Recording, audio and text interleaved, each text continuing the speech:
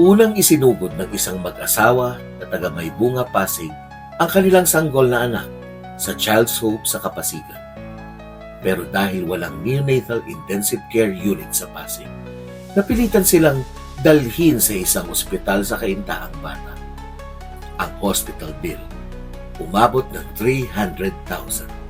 Nilapit sa mga politiko, sa mga ahensya ng gobyerno na bawasan 150,000 pa yung obligasyon.